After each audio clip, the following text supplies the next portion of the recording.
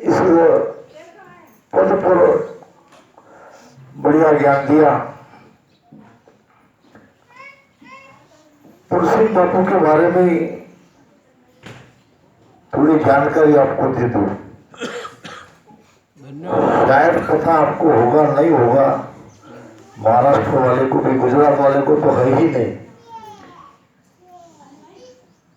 मेरे पिताजी, मेरे बड़े पिताजी, हमारे माधव बापू, ये हमारे किशन बापू, ये सब बैठे हमारे सब रामकृष्ण, इन्हीं की कृपा से ये धारा आज तक चल रही है। अब ये तुलसी बापू बन गया बहुत छोटे पने में रामकृष्ण। घर में ये 5 भाई थे और 3 बहनें, बहुत बड़ा परिवार था। पिताजी ने काफी जमीन जायदाद इन सब के लिए कमाई, मगर इनके ऊपर की जिम्मेदारी पूरे बड़ों को खेत में ले जाके उनको घास खिलाना। अब ये बचपने से रामदेव बन गया, यहाँ संत आते रहते थे, तो जब तक वो संत नहीं जाते तब तक उनके हिसाब। पिताजी इनके इस स्वभाव से तंग आ गए। उस जमाने में 4 लोगों को बिठा के उनके सामने फरियाद रखी जाती थी। तो इनके पिताजी ने लोगों को बुलाया, सबको, मुझे कुछ कहना है। पंचायत बोलती मेरे बाप ने मेरे पर पंचायत रखी। पंचायत में क्या किया कि मेरा बेटा बिगड़ गया। क्या हुआ कि बेटा, सबको पूछा कि ऐसा क्या हुआ क्या हुआ। अरे कोई साधु संत आए, सत्संग हुई तो काम ही नहीं करता, आता ही नहीं घर पे। ये सच बात थी। महाराज का एक भजन भी है, मैं बिगड़ा हूँ राम दुहाई, तुम मत बिगड़ो लोई रे, सोण जो रे सब पुरुष नारी, कर्म दिया सब खोई रे, मैं बिगड़ा हूँ राम दुहाई। अब मुझे ये बताओ, भक्ति में आके भक्ति करने के बाद बिगड़ते कि सुधरते? सुधरते। ये तो गुरु महाराज का पद है। एक तरह से उस समय भी गुरु महाराज को लोगों ने कई तरह से उनके ऊपर आरोप लगाए कि तुम बिगड़ गए। महाराज को भी बोला लोगों ने, तुम चले गए। तो महाराज कहने लगा, ठीक है भाई, मैं बिगड़ा हूँ राम दुआई, राम जी की सौगंध खा के कहता हूँ, मैं बिगड़ गया, तुम मत बिगड़ो, तुम अच्छे रहो। ऐसे इनके पिताजी ने भी इनको बिगड़ गया करके इनके ऊपर पंचायत बिठाई। कितना भाग्य चाहिए जीवन में, ऐसी स्थिति से गुजरने के लिए बहुत बड़ा भाग्य चाहिए। ये कोई छोटी मोटी बात नहीं है। बिगड़े कैसे सतगुरु सुखराम जी महाराज? चंदन के संग बाग बिगड़िया, परिमल 24 हुई रे, चंदन के संग बाग बिगड़िया। चंदन के साथ सारा बगीचा बिगड़ गया। अब कैसे बिगड़ा? चंदन के पेड़ में एक गुण रहता है और दूसरे पेड़ों में भी खुशबू फैला देता है। बहुत सुंदर कथा याद आ गई। नानक साहब अपने कुछ अनुयायियों को लेकर भ्रमण करने के लिए, जीवों को जगाने के लिए देश विदेश जाते थे, विदेश भी गए थे। कैसे एक आदमी सत्संगी बनता है या जगत की भाषा में बिगड़ जाता है, तो दूसरों को कैसा बिगाड़ता है, ये इसका साक्षात प्रमाण है नानक साहब का। शिष्य ने कहा, गुरुदेव समय बहुत हो गया, भूख लग गई है, आपको भी लगी है, तो थोड़ा कुछ तो कुछ कहीं रुके भोजन प्रसाद करे। पास में गांव था और उस गांव में बहुत बड़ा भंडारा चल रहा था, और भंडारे में कोई विशेष मेहमान आने वाले थे, उनके इंतजार में लोग खड़े थे। भोजन के लिए अभी थालियां लगे ही नहीं था। अब ये आ गए अपने कुछ शिष्य को लेके। लोगों ने नानक साहब की तरफ देखा, न झुके न अभिवादन किया। अभी हमारे बापू ने बताया, राम राम सा कम से कम ऊपर को ऊपर क्यों ना करते रहे, मगर ये भी नहीं किया। महाराज कहते हैं,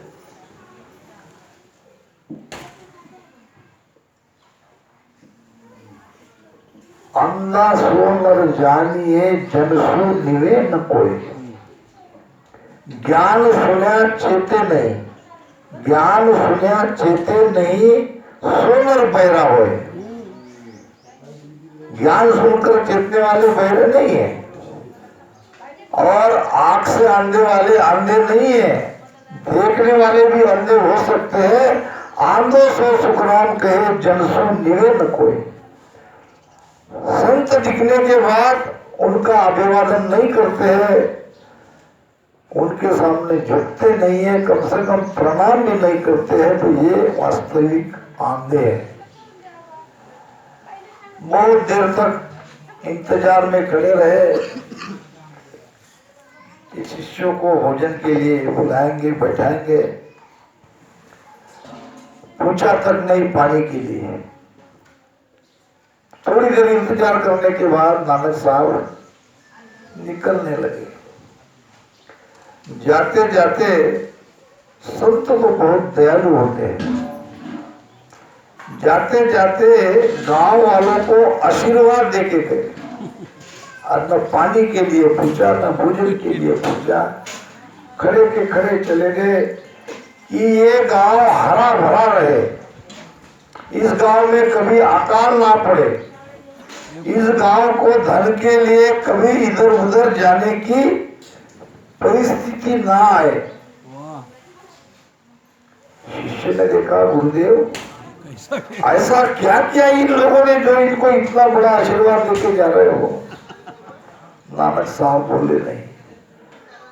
आगे दूसरा गांव था, खेत में नानक साहब को जानने वाला एक भक्त खेत में देख लिया और भागा भागा गांव में आया। जितने भी लोग थे सबको इकट्ठा किया, कहा कि नानक साहब आ रहे हैं। अब जितने भी लोग थे सब आके गुरु महाराज की अगवानी करने के लिए रास्ते पे खड़े रहे। दर्शन किया, पैर धोए, स्वागत किया और बड़े भाव से प्रेम से कहीं किसी का घर होगा भगत का वहां लाए और प्रेम से जलपान कराया, भोजन प्रसाद कराया। थोड़ी देर आराम करने के बाद नानक साहब जाने के लिए उठे। अब शिष्य को लगा कि वहां इतना बड़ा आशीर्वाद तो यहाँ तो बहुत बड़ा देंगे, वहां बहुत दिया तो यहाँ तो देंगे। अब यहाँ खड़े रह के नाना साहब कहने लगे, ये गांव में अकाल पड़े, ये गांव में बारिश हो ही नहीं, सब लोग इधर उधर चले जाए और शिशु को रहा नहीं गया। गुरुदेव आज तक हमने आपको कुछ कहा नहीं, ये तो बहुत अति हो गई, ना देते आशीर्वाद, मगर ये ऐसा क्यों कहा? क्यों इनके गांव में अकाल आप पाड़ रहे हो? क्यों इनको इधर उधर भटकने के लिए ऐसी बद्दुआ दे रहे हो? ये ठीक नहीं हुआ। नानक साहब ने शिष्यों को तरफ देख के हंसने लगे। संतों के दिल में क्या है हम सामान्य व्यक्ति नहीं जान सकते। शंका आ गई, शंका का समाधान करना पड़ा। कहा कि देखो बेटो, जो गांव में हम पहले गए थे उनका स्वभाव आपने देखा, संतों के प्रति भाव देखा।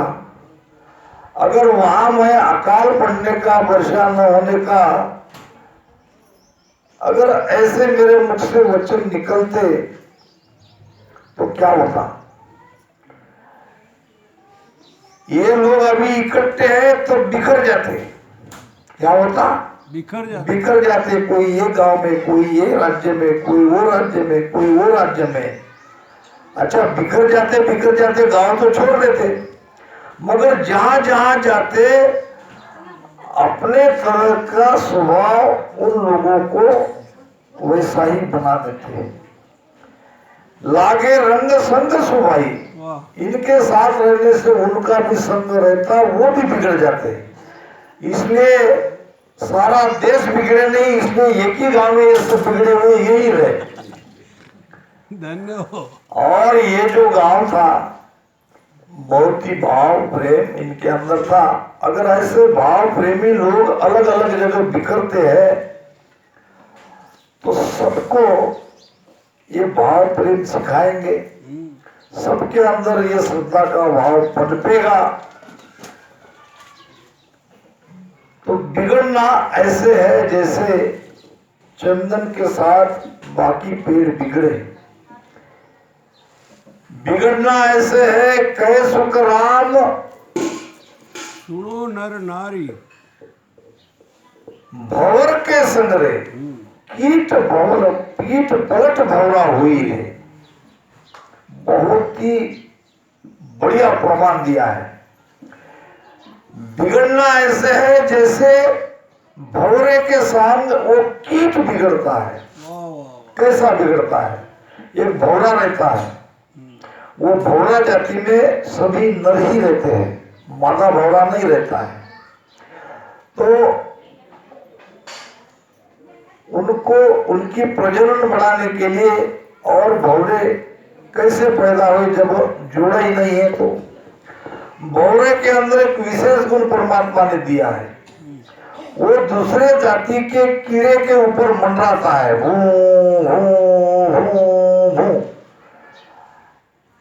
अब ये आवाज सुन के कोई भी जाति का कीड़ा क्यों ना हो, और वो अगर ऊपर ऐसा देखता है, खड़ा होता है, उसको पकड़ के अपने मुख से ले जाते हैं, मिट्टी का घर बनाते हैं और उसके ऊपर भू भू भू भू करते हैं।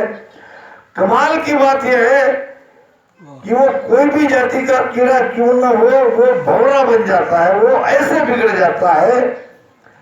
हम भी देखो कहां कहां से आए हैं, कैसे कैसे हमारे कर्म है, पिछले जन्म में हम कौन थे। आज देखो गुरु महाराज के शरण में आके एक तरह से हम भी बिगड़ ही गए, मगर ये बिगड़ना हमारा सौभाग्य है। महाराज कहते हैं, कोड़ी कोष्ठे हरिजन मिल जो,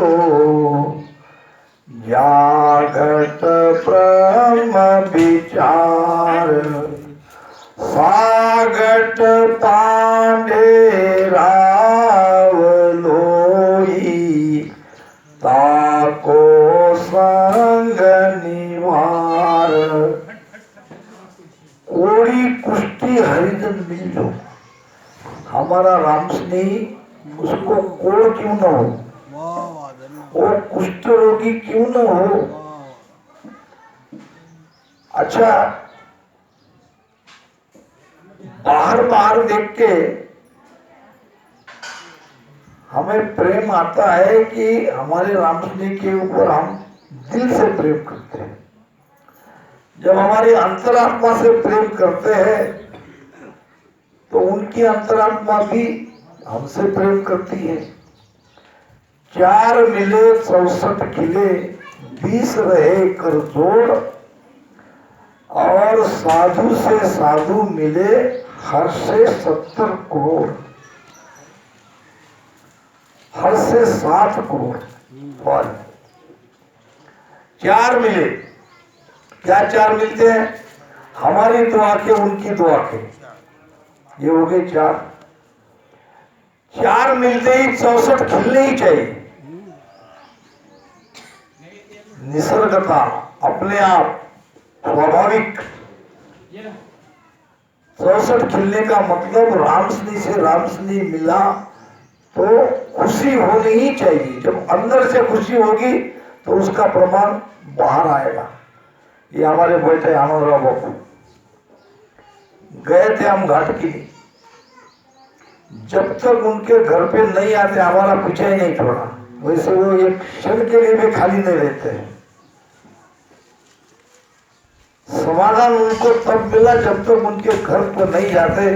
पहली बार तो ऐसे ही चले गए, मगर दूसरी बार जाना पड़ा। ये भाव चाहिए, 64 खिलने चाहिए, और 20 यानी हमारे 10 उंगली और उनकी 10 उंगली ऐसे जुड़ी हुई रहनी चाहिए। साधु से साधु मिले, संत से संत मिले, हर से 7 करोड़। हमारी 3.5 करोड़ होमावली, उनकी 3.5 करोड़ होमावली, ये हर्षमान होनी चाहिए और होती है। पिछले साल ऐसे ही चौमासा की समापन की सत्संग थी। इसी तरह हमारे गुजरात के रामसिंह भाई बहन आए थे, और महाराष्ट्र के भी 350-400 रामसिंह यहाँ आए। हमारे मेड़ता के महंत विनोद भाई साहब महाराज को हमने बड़े प्रेम से बुलाया, और वो आई भी। उस समय बहुत ही प्रतिकूल स्थिति थी, अनुकूल स्थिति नहीं थी।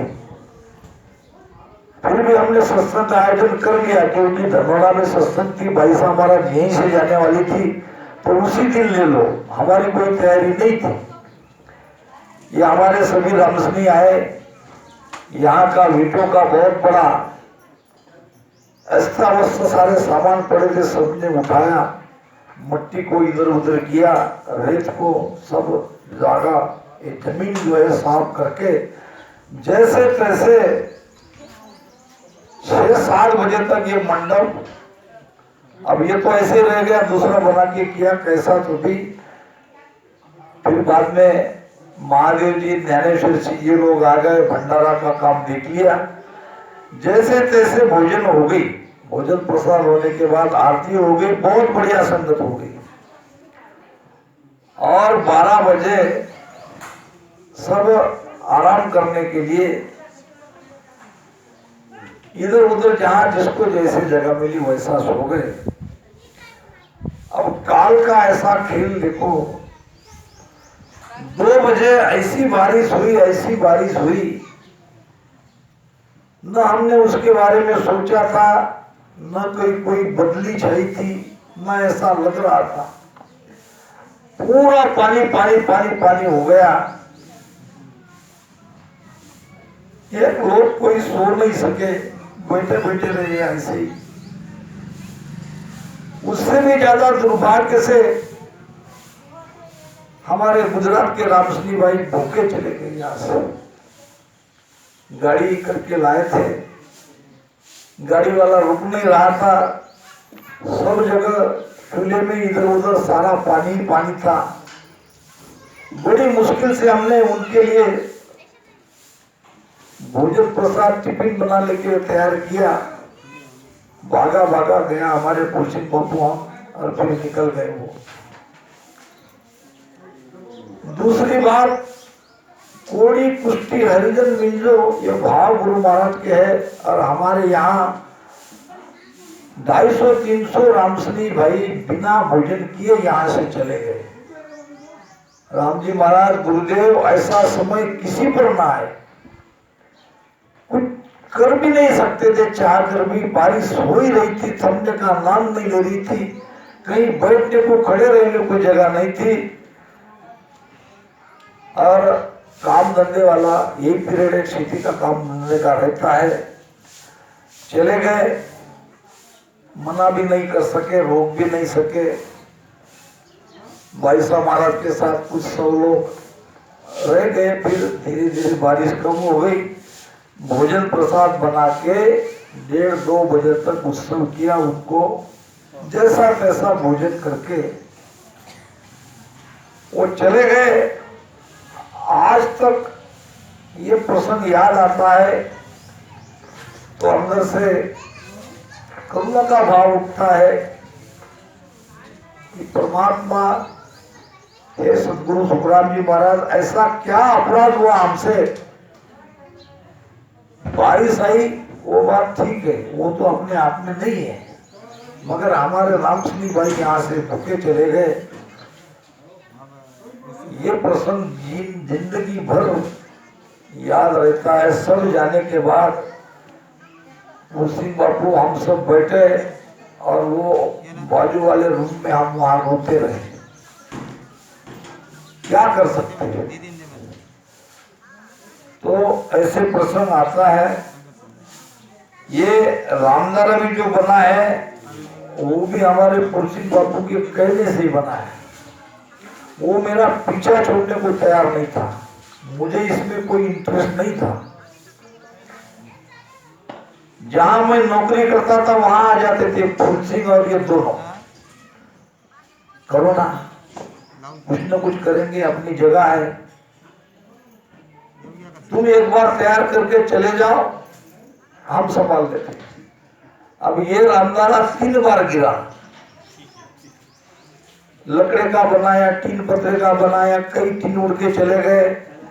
3 बार इसका ये हो गया। मैंने बोला कुर्सी बापू ये अपने बस में नहीं है, इनका पीछा छोड़ो, तुम अपने घर घर संगत करो।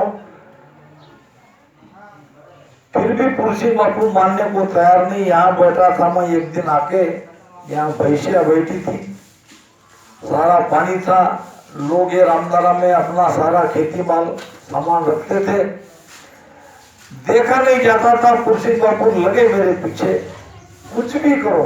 एक बार ये इतना थोड़ा सा तो बन गया था, मगर इतना भी ठीक ठाक नहीं था। एक बार रामदारा बना लो, फिर जिंदगी भर तुम्हें अब नहीं कहूंगा। गुरु महाराज को प्रार्थना की और चौमासा यहाँ रखवाया पहला। अब विपरीत परिस्थिति में कोई ये इतना बड़ा काम करने जाए तो उसको परेशानी आती है, प्रॉब्लम ही प्रॉब्लम होती है। वकील साहब आए दारवे की, कितनी महिमा करूं वो कवले के रामसनी की। अकेले नहीं आए, 25 रामसनी लेके आए और यहाँ के उन्होंने समाधान किया, पत्थर उठाए, जमीन को लेवल किया, इसको कलर किया और मुझे गाली देके चले गए। और बहुत बढ़िया गाली उनकी मीठी लगी थी। ऐसी जगह तुम संगत करते हो, तुमको संगत करने के लिए थोड़ी जगह तो हमसे कहते, हमारे गांव में हम तुमको चौमासा रखवाते। अब हमारे अंदर क्या पीड़ा है वो वकील साहब नहीं जान पाए थे, बाद में उनको समझ में आया, फिर हर साल आने लगे, कल भी आके गए। कहने का भाव ये सब बाहर गांव के मेरे रामसनी भाई का प्रेम है, जो ऐसी विपरीत स्थिति में आते यहाँ पे सेवा करते हैं, मेहनत करते हैं और बड़े भाव से सत्संग सुनते हैं, कोई कमियां यहाँ की देखते नहीं है। तो बहुत ऊंची बात है। हमारे गुजरात के रामसनी भाई बहन ने वो तो सब समझ चुके थे कि अभी ऐसी स्थिति हो गई, बाहर कहीं भोजन कर लेंगे मगर यहाँ इनसे होगा नहीं। फिर भी उन्होंने उस बात को पूरी तरह से अपने अंदर पचा लिया, भूल गया और दोबारा यहाँ शिरपुर में आए और स्पेशल शिरपुर के लिए ही आए। मैंने कहा कि अपना गुरुधाम है, पहले हिवरा आएंगे, हिवरा हमको अति प्यारा धाम है हमारा, हिवरे के सामने शिरपुर को कोई कीमत नहीं है। तो बहुत बहुत सबको साधुवाद गुरु महाराज का।